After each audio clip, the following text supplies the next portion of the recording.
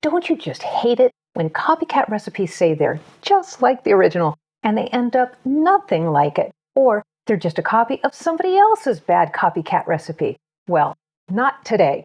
Hi, I'm Deb, and this is my kitchen. Today, I'm going to show you my copycat recipe for Orange Julius, and I think it's just every bit as good as the original, and maybe even a little bit better. Are you ready? Because the kitchen is now open. Come on in. Let's whip up something good. Yay!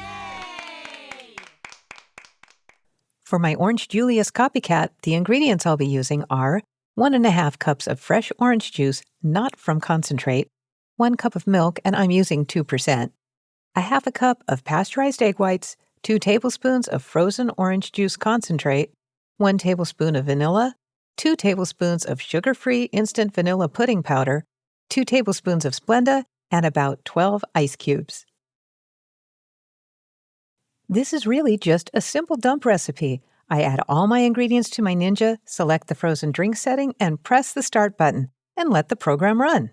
Similar blenders have similar settings, but if yours doesn't, that's okay. If you're using a blender without smart settings like this one, start by pulsing with the ice crushing button or on low, and then gradually increase the speed until you no longer hear bits of ice rattling around. It should only take about 20 to 30 seconds. You can serve your Orange Julius right away, but I don't recommend it. The vanilla pudding acts as a thickening agent, but it needs a couple minutes to work its magic. It also adds some extra vanilla flavor, which is a big plus.